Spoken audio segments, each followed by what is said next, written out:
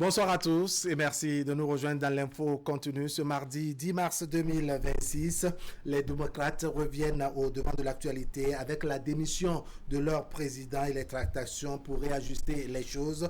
Le parti et ses membres multiplient en ce moment même les démarches pour convaincre Boni Yayi de revenir reprendre les commandes pendant que se multiplient également sur les médias et les réseaux sociaux les déclarations fortes de certains ténors et caciques du parti. Des déclarations qui mettent à nu le manque de cohésion et la gestion quelque peu cavalière de ce regroupement politique. À la date d'aujourd'hui, analystes et observateurs de la vie publique se posent mille et une questions. Que deviennent les démocrates sans Boni Yayi? Qui pour gérer les LDE après Yayi? Regard croisé de Delphin Gangana et Paul Ano Degueno sur la santé actuelle de ce parti de l'opposition. Delphin Gangana, bonsoir. Bonsoir Waham, bonsoir téléspectateurs. Vous êtes en face de votre ami de tous les mardis, Paul Ano Degueno. Paul Ano Degueno, bonsoir. Bonsoir Delphin, bonsoir Ahab, bonsoir à tous ceux qui m'ont regardé. Allez, c'est à Delphin Gangana que je vais poser la question de façon frontale comme ça. Boni Yayi s'en va, que deviennent les démocrates? Oui, Boni Yayi s'en va, que deviennent les démocrates? Oui, mais avant de répondre à que deviennent les démocrates, oui, démissionner de la tête d'un parti politique ne veut pas dire démissionner du parti politique. Est-ce à dire que Boni Yayi démissionne du parti politique? Est-ce qu'il reste toujours membre de ce parti politique? Mais pourquoi sa démission devrait déranger la coordination jusqu'à demander à ce qu'il ne soit là? Si c'est seulement parce qu'on estime que peut-être que c'est lui qui a le blé, c'est celui qui a la farine, qui a la pâte. Si c'est seulement ça, même s'il se trouvait hors jeu, hors président du parti politique, il pouvait toujours continuer quand même à aider le parti politique à tenir les échéances ou bien tout et tout. Oui. Mais pourquoi sa démission dérange si tant et fait courir? Si son fils avait démissionné, mais personne n'a rejeté la démission de son fils, personne n'a tenté ramener son fils dans le parti politique, mais pour le père, d'incitant, c'est parce que les deux ont les mêmes poids? C'est parce que le père a un poids important et on estime qu'il est utile pour le parti politique. Mais s'il est utile, on peut pas parler de son utilité sans faire un bilan d'au moins de 2015 à 2026 pour voir qu'est-ce que Boni Yayi politiquement a pu gagner, a pu apporter à son parti politique pour que le fait de le maintenir à la tête du parti politique soit si important avant de dire qui peut gérer son après. Donc au cours du débat, oui, je pense qu'on on va revenir sur cela. Alors j'annonçais tout à l'heure que Boni Yayi a démissionné, sinon je rappelais, puisque vous-même vous êtes déjà au courant, mais la grosse question qu'on se pose, c'est que deviennent, je dirais, les membres du parti, les démocrates? Le parti à proprement parler devient quoi après ce retrait de Boni Yayi selon vous? Bon, c'est une grosse question, une très grosse question, qui appelle à beaucoup de sous-questions en fait. Parce que Boni Yayi n'est pas n'importe qui. C'est avant tout un ancien chef de l'État, un ancien président de la République. Et donc, c'est pas n'importe qui. Et quand Boni Yayi va quelque part, on voit tout le monde que Boni Yayi traîne. On sait que, qu'on le veuille ou non, pour le parti LD, Boni Yayi reste encore l'épine dorsale de ce parti-là. Donc, Boni Yayi qui démissionne, c'est un grand événement. C'est d'ailleurs la raison pour laquelle on en parle aujourd'hui.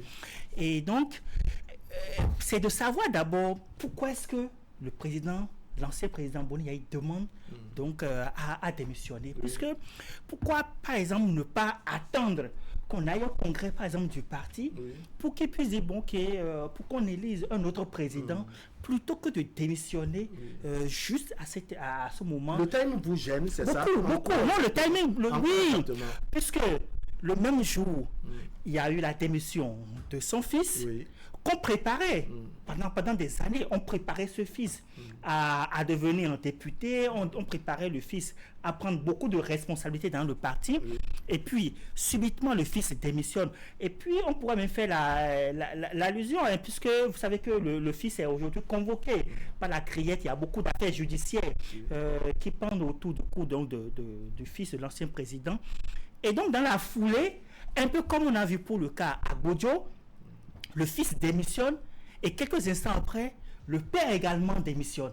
Donc, ça suscite beaucoup d'interrogations et on se demande pourquoi c'est dans ce timing précis que donc le président décide de démissionner, sachant que, puisque la raison qu'il a évoquée, c'est son état de santé. Mais cet état de santé, c'est pas de maintenant. C'est pas de maintenant. Au moment où il a voulu prendre sa place. Vous n'êtes pas convaincu par la raison évoquée non, là, justement. Cette démission? Non, parce que ça me paraît trop simple, en fait, juste de venir juste dire, bon, je démissionne. Vous aimez les choses trop compliquées. Non, c'est pas... Non. Vous venez encore vous plaindre à la... C'est pas que nous alors, pourquoi la démission de Boni Yayi fait tant de bruit? Pourquoi ça soulève tant de polémiques? On est libre de se retirer à tout moment qu'on estime que, bon, peut-être quelque chose ne va pas, peut-être parce que également on ne se sent pas bien, comme l'a souligné Boni Yayi, les raisons de santé. L'article 11 de la charte des partis politiques a été clair sur ça. Vous êtes libre d'adhérer à un parti politique et vous êtes aussi libre d'en démissionner. Donc la démission, c'est une liberté. On ne peut pas interdire à quelqu'un de démissionner. C'est vrai qu'on est en train de dire, oui, c'est peut-être à cause de l'importance de l'intéressé que sa démission dérange. C'est ce qu'on peut peut-être penser. Mais maintenant, parce qu'il y a d'autres qui avaient démissionné bien avant. Et ça n'avait pas fait si tant de tollé. Mais si pour Yayi Boni fait si tant de tollé, c'est parce que certainement il est important. Et c'est pour ça que je dis, on ne peut pas parler de sa démission ou de tout ce qui tourne autour de sa démission sans parler c'est-à-dire de son combat politique de 2015 à maintenant pour voir. Mais politiquement, qu'est-ce qu'il a pu gagner pour qu'on ne puisse pas se dire, oui, est-ce qu'il ne faut pas le laisser aller se reposer? Est-ce qu'il ne faut pas le laisser vaquer à d'autres occupations? Parce que le monsieur a dit sa santé. Et si son état de santé ne lui permet plus de tenir, c'est normal quand même qu'on le laisse aller se reposer. Oui. Mais s'il dit sa santé et que les gens ne sont pas d'accord, mais on va quand même se dire, oui, mais... non seulement les gens ne sont pas d'accord, mais il y en a qui ne croient même pas à ce que sa santé soit la raison principale de son retrait. Non, nous sommes aussi en démocratie, on ne peut pas empêcher, on ne peut pas condamner les gens de ne pas croire à quelque chose parce que selon leur point de vue, et moi j'ai coutume de dire que la vie c'est un peu comme une clôture, ceux qui sont à l'extérieur voient autre chose, mais ceux qui sont à l'intérieur voient autre chose. Certainement que oui, certains trouveraient que bon, que c'est un argument qui ne convient pas. Mais on peut être également à l'intérieur et ne pas être dans le corps de l'intéressé. Que l'intéressé est vraiment souffrant et ne se sent plus apte à diriger les choses, surtout avec tant de responsabilités. Mais si vous êtes responsable, à un moment donné, vous allez vous dire, est-ce que je ne suis pas aussi responsable de s'éclipser pour donner la main à d'autres personnes de pouvoir faire? Parce que de 2015, voilà... il était encore président de la République pour les élections législatives de 2015. Il y a une commande à l'extérieur qui a été suffisamment forte, histoire de pouvoir gagner le perchoir quand il était encore au pouvoir. En 2016, cette commande, je suppose que c'est de cette commande dont on parlait, qui revient au pays, mais qui a pu gagner les élections face à l'Armada, c'est-à-dire à toute l'équipe, à tout national de celui qui était au pouvoir. Malgré qu'on ait même transformé le palais à un guichet automatique de distribution de l'argent où les gens s'alignaient, les hommes s'alignaient pour aller chercher de l'argent. On a vu ce que les résultats avaient donné. En 2019, voilà la même personne face peut-être encore à la même télécommande et qui on avait dit on ne pourra pas organiser les élections législatives, ça ne tiendra pas. On a dit qu'on ne va pas installer les députés, sinon ce serait en passant sur le corps de quelqu'un. Mais on a été aux élections. On a installé les députés. En 2020, pratiquement la même chose. En 2021, la même chose. Donc, du coup, l'intéressé a le droit de se dire, oui, j'ai fait le bilan de tout ce combat-là. J'ai donné le maximum de moi-même, mais est-ce que j'ai du répondant? Est-ce que c'est une forme de cessez-le-feu selon vous? Non, je pense que l'argumentaire de Delphin, ça, il a fait juste l'autocritique, la critique de président. Non, je ne pense pas que ça soit la raison. Je ne pense pas. Parce que si le président Boni Yayi devrait faire son autocritique, bon, ce n'est pas le moment. Et puis, la forme, ce n'est pas de dire je démissionne. On devrait, par exemple, peut-être même plus organiser un congrès extraordinaire.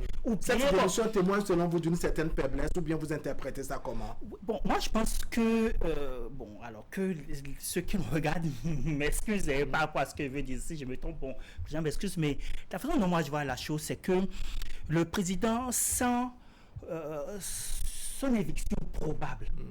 Et il a voulu trouver une bonne manière, une façon d'anticiper les choses, ça à mon avis. Parce vous sentez qu'à l'intérieur, on cherchait à l'évincer. Il a voulu peut-être anticiper ou bien prendre coup les gens.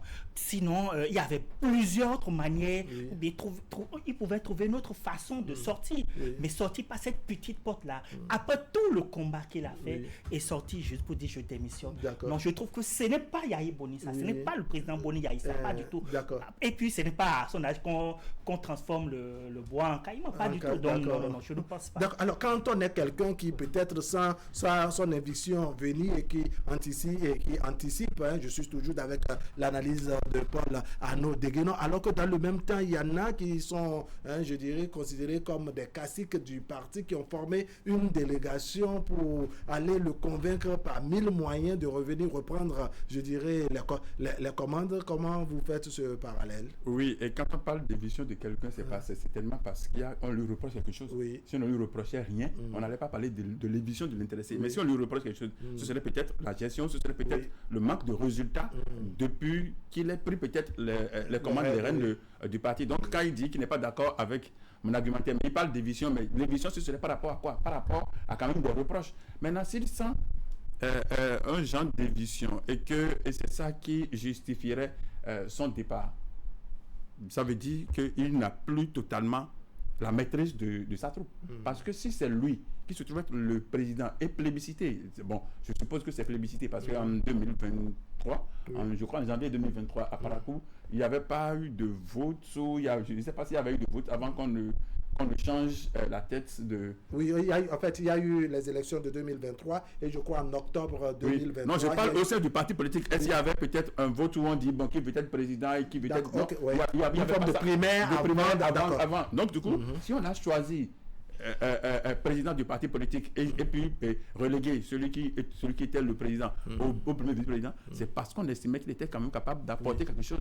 Mais le bilan devrait être fait pour voir en 2023, parce que c'était quelqu'un qui était président du parti politique, mais ils étaient allés aux élections, mais il y avait tel résultat. Peut-être le Congrès allait peut-être décider, je dirais, de faire ce bilan-là et de dire, bon, écoutez, face aux résultats obtenus, on estime que tel n'est plus capable de poursuivre la lutte et qu'il faut travailler à le remplacer. Alors, ce que je demande concrètement, c'est comment on se retire et que une délégation se forme pour aller, à la limite, supplier cette personne de revenir continuer le combat, de venir reprendre les commandes. Oui, vous savez, il y a toujours des gens qui ont besoin de parapluie et que certains seront toujours un parapluie pour d'autres.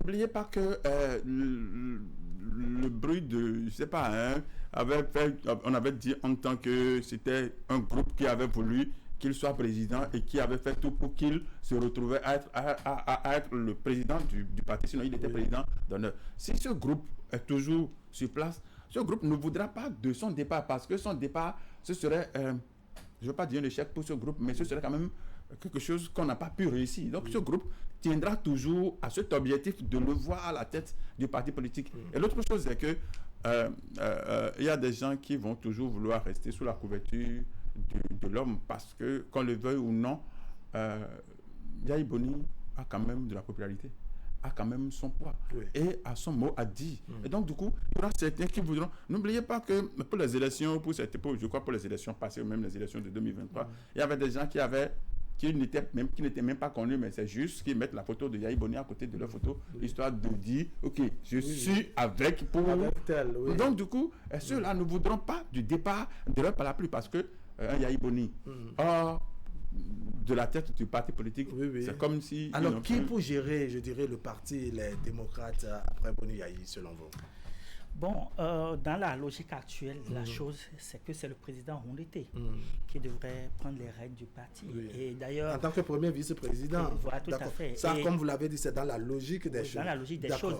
Et d'ailleurs, il était président du parti avant que Boni Yahi ne prenne la vedette. Donc, il pourrait toujours vouloir reprendre les rênes du parti. Et d'ailleurs, c'est des choses qui ont été dites depuis un peu en sourdine, dans les couloirs. Et d'ailleurs, la venue du président Boni Yahi à la tête du parti, certains proches donc, de Rondeté n'avaient pas du tout apprécié. D'ailleurs, même les conditions dans lesquelles le président Rondeté selon toujours les bruits de couloir et les conditions dans lesquelles le président Rouleté avait su que finalement, il ne serait plus à la tête donc, du parti, n'avait pas du tout plu à ces proches-là. Donc, et d'ailleurs, même ça faisait partie d'ailleurs des choses pour lesquelles, puisque beaucoup pensaient, ou bien beaucoup disaient du président Rouleté et d'autres personnes qu'ils étaient peut-être un peu les engriffins, les taupes au sein du parti, etc. Et d'ailleurs, même, c'est ce qui justifierait peut-être le fait que le président Boni Yayi a choisi finalement de reprendre le parti. Et donc, et quand on tient cet argumentaire, on comprend peut-être un peu pourquoi est-ce que le président a voulu peut-être démissionner, parce que imaginez que Boni Yayi finalement décide de dire bon ok, désormais voici le président du parti.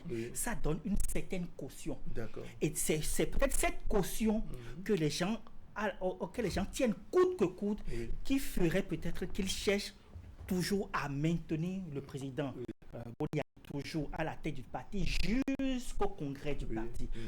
Puisque c'est sûr, tout le monde sait qu'au congrès, le président Boni Yayi ne serait, la probabilité qu'il soit là est très faible. Oui, la probabilité qu'il revienne en tant que président du parti est très faible.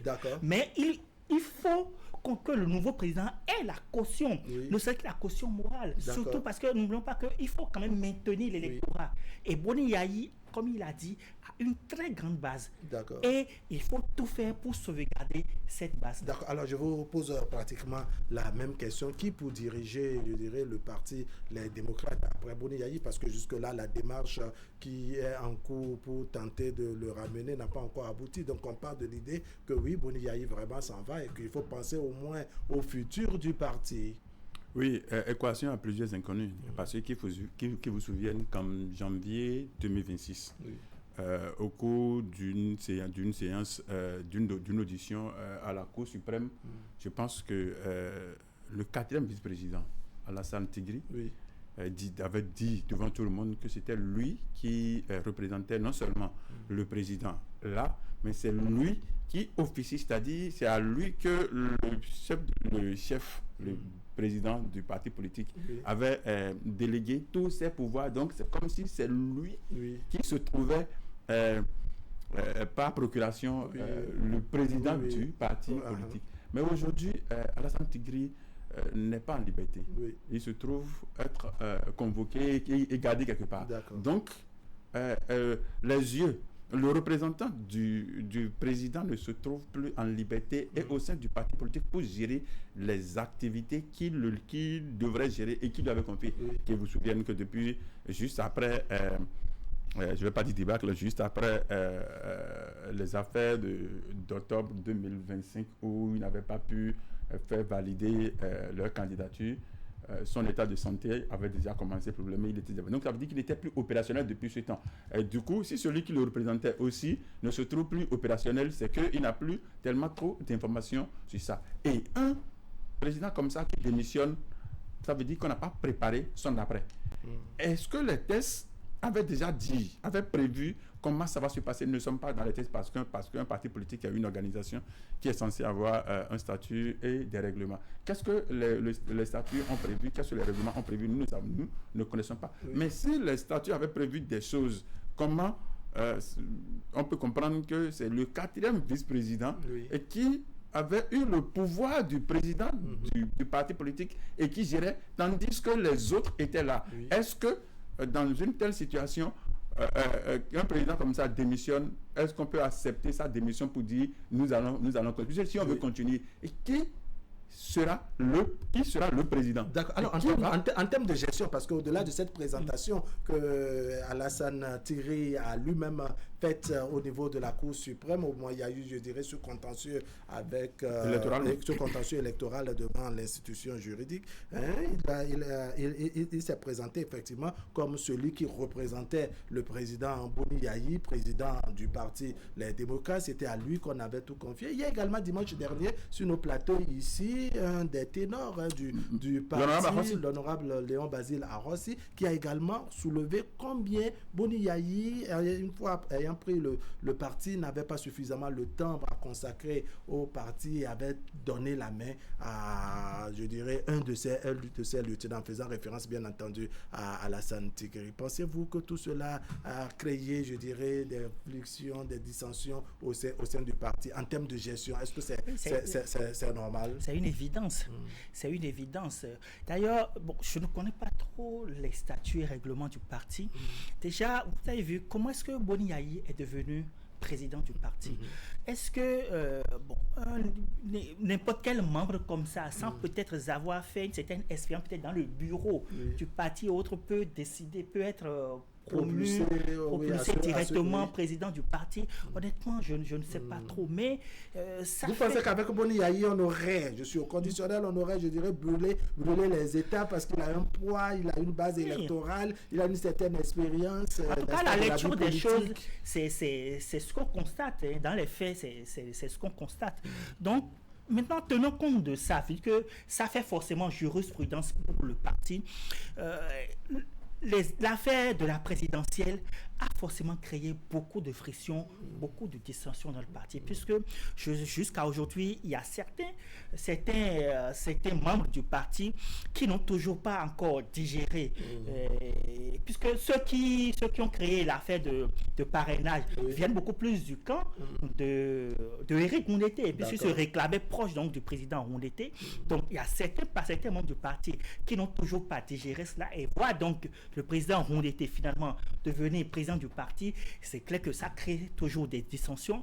De la même manière, vous l'avez évoqué, le cas de Alassane Tigri, le voit également propulsé à la tête du parti, qu'on le veuille ou non. Ce sont des dissensions qui vont forcément se créer. Donc également là, c'est pour ça que moi je vois si les démocrates veulent vraiment faire bien et tirer vraiment leçon de la présidentielle passée, c'est de trouver un sang neuf. D'accord. Un sang neuf, quelqu'un qui s'est vraiment déclaré pour aller vraiment pour être vraiment de l'opposition. Et je pense donc, comme vous le savez, à un Daniel Eda qui depuis toujours a montré de la constante et qui est également membre du parti. Membre du parti. D'accord. Alors on va revenir sur d'autres, je dirais, profils à même peut-être de gérer ce parti. Mais il y a une grosse interrogation. Est-ce que vous sentez Éric Rondeté, n'est-ce pas, désormais disponible pour reprendre les commandes du parti, si on s'en tient à tout ce qu'on a entendu et lu sur les conditions dans lesquelles il était parti et que Boni Yayi est venu prendre les commandes du parti? Est-ce qu'il est disponible? Je ne saurais le dire, mais si on s'en tient à ce que, je crois, le secrétaire à la communication avait dit le 3 passé, sur les 30... Secrétaire à la communication, en référence à Guy Mitokpe. Sur les 30 invités à la séance avec le président, ou bien en tout cas pour discuter au sein de leur coordination, je crois, il y avait 9, et parmi les 9, il y avait Éric Rondeté. Ça veut dire qu'il continue toujours de croire en la chose, il continue toujours de participer. Mais le choisir directement comme encore président, ça va créer encore d'autres problèmes parce que, tel que mon vis-à-vis l'a dit tout à l'heure, les affaires de parrainage, il y avait deux types d'affaires de parrainage. Il y avait des gens qui trouvaient que ceux qui étaient députés ne pouvaient pas s'auto-parrainer. Ça, c'était un camp qui avait choisi ça. Et il y avait d'autres qui trouvaient que si on ne doit pas parrainer, on ne doit pas accompagner Éric Rondeté, qu'eux ne vont pas déposer leur parrainage. Ça veut dire que le parti politique a une grande... Il y a une fissure terrible. Vous sentez qu'il y a deux camps, deux blocs qui se sont installés. Ce qui fait que pour moi, la date d'aujourd'hui, ce n'est pas qui sera président, qui va gérer le parti politique, mais un comité de crise, histoire de colmater les brèches, de régler les petits passages. Il y a beaucoup de... Il faut coller les morceaux. Il faut recoller les morceaux. Et c'est quand on va finir ça qu'on va définir maintenant les critères pouvant permettre de désigner... Donc la priorité pour l'instant, selon vous, ce n'est pas qui va diriger, mais comment on arrive à régler les problèmes internes avant peut-être de passer la main. Et c'est pour ça il n'y aura pas, mais c'est vrai qu'il ne faut pas dire les critères de sélection et ne pas encore respecter les critères de sélection ou bien critères de sélection où les dés sont pipés à l'avance. Il ne faut pas que cela soit. Il faut que cela soit sincère pour qu'on dise nous voulons vraiment travailler la main dans la main à l'unisson, histoire d'obtenir un résultat vrai et non un jeu où on se fait encore On se fait harakiri. Non, il ne faut pas que cela soit ça. Mais si ce n'est pas ça, c'est que si on dit on choisit du coup comme ça. Parce que non, il y a suffisamment de cadres parmi les. Pensez-vous que Delphin Gangana a raison, que la priorité pour l'instant, ce n'est pas forcément qui va succéder à Boni Yayi, mais beaucoup plus commencer par régler les problèmes? Bon, il a raison, hein. Il a raison. Mais il a raison. Alors, il a raison, mais il y a un mais que je veux compléter. Oui. C'est que, vous voyez, les démissions ne sont pas encore finies. C'est ça. Non, il y a beaucoup. Ah bon? Non, il y a beaucoup. Parce que ça avait commencé. Ça avait commencé depuis. D'accord. Ah bon? Qui sont ceux qui vont. Je vais prendre note rapidement. Qui sont ceux qui vont démissionner? Très bientôt, nous sommes le mardi. S'il vous plaît. D'accord. S'il vous plaît. Nous sommes le mardi 10 mars. Qui sont ceux qui vont. Mais je sais que les démissions ne sont pas terminées. Oui, c'est ça. Parce que, vous savez, les gens ne meurent que pour leur intérêt. Et c'est 7 ans. Désormais, c'est 7 ans. Donc, ça va être la traversée du désert va être très rude. Donc, non, il y a beaucoup d'émissions qui viennent. Mais le parti risque de s'éclater.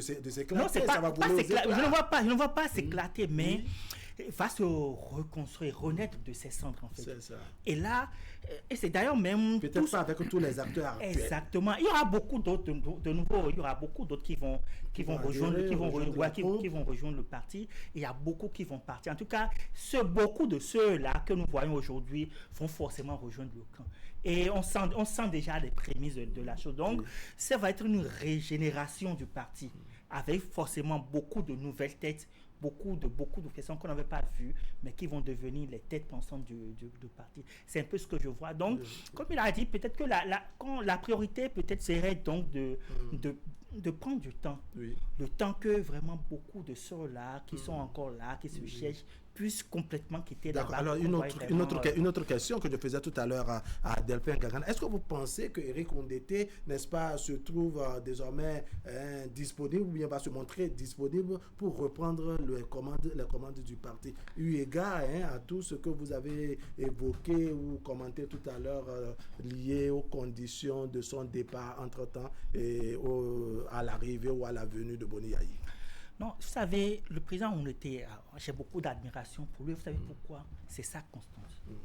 Franchement, quand vous lisez son parcours politique, c'est un monsieur qui a toujours montré de la constance, malgré toutes les difficultés qu'il avait eues au sein du parti. Depuis la présidentielle, vous vous rappelez, normalement, il était celui qui, normalement, devrait être le candidat. Je veux parler de 2021. Vous voyez, mais malgré ça, il est toujours resté membre du parti. Donc, rien que pour ça, pour sa constance, il mérite vraiment de diriger le parti. D'accord. Vous voyez. Maintenant, est-ce qu'il va accepter? C'est là le gros point d'interrogation auquel j'ai du mal à répondre. Parce que, vous avez vu, d'ailleurs, il n'a pas été candidat, si je me trompe. Oui, pour la législative. Il n'a pas été candidat parce qu'il avait dit que non, ça fait très longtemps qu'il a toujours été non, que lui décide quand même de laisser son suppléant. Donc, vous pensez que sur la union d'un certain retrait, d'un recul? Non, c'est pas anodin. C'est pas anodin. Et donc, s'il continue comme ça va être très... J'ai du mal vraiment à répondre à la question s'il va quand même accepter. Peut-être aurons-nous l'occasion, n'est-ce pas, de mieux l'écouter. Lui-même. Vous voyez d'autres profils au-delà de tout, n'est-ce pas, à même de prendre la tête du parti et vraiment réussir à coller les morceaux, parce qu'on va aussi se poser la question de savoir qui pour coller les morceaux. Oui, qui pour coller les morceaux, et c'est autour de ça qu'on s'attelle. Est-ce qu'il y a un homme neutre? Oui, il a évoqué le nom de Daniel Eda. N'oubliez pas que pour la candidature aux élections présidentielles, pour leurs critères, il y avait beaucoup qu'on ne savait pas démocrates, mais qu'on avait entendu leur nom. Il y avait les Agons qu'on avait entendu, il y avait... il y avait beaucoup de personnes. Il y avait les Saoué qui, au moins Saoué, on savait qu'ils étaient démocrates, les Bio-Saoué qui étaient... Donc du coup, non, les démocrates ne manquent pas du cadre. Mais choisir quelqu'un directement comme ça, d'un chapeau, sorti d'un chapeau... Il faut celui qui fera l'unanimité. L'unanimité, tout d'un coup comme ça, sans vraiment... Parce que ce n'est pas là où on a renversé sa charge qui se trouvait... Mais c'est là où on a collé, on a cogné, on a trébuché, qu'il faut aller chercher. Et quand vous ne prenez pas expérience de vos échecs, c'est que vous n'allez jamais... grandir, vous n'allez jamais changer. Il y a eu des échecs. Donc, du coup, il faut qu'il y ait pour moi, c'est qu'on ne choisisse pas quand même quelqu'un pour dire c'est lui le chef. Non. Le chef, oui. Si on dit c'est lui le chef, Oui. ça va encore. C'est dire que celui qui va venir, vraiment, il y a beaucoup de choses qui l'attendent. Qui Il y a une l'attend. lourde Donc, responsabilité. du coup, il ne faut Oui. pas mettre cette responsabilité sur la tête de quelqu'un, mais il faut mettre ça sur la tête d'un comité là. C'est une responsabilité partagée sur un comité et non et Deux mots pour conclure la note. Non, mais dans tous les cas, il faut quand même un président, parce que Oui. dans la loi, il faut le président du parti. Oui. Et d'ailleurs, le parti LD serait le parti... qui aura le chef de file de l'opposition.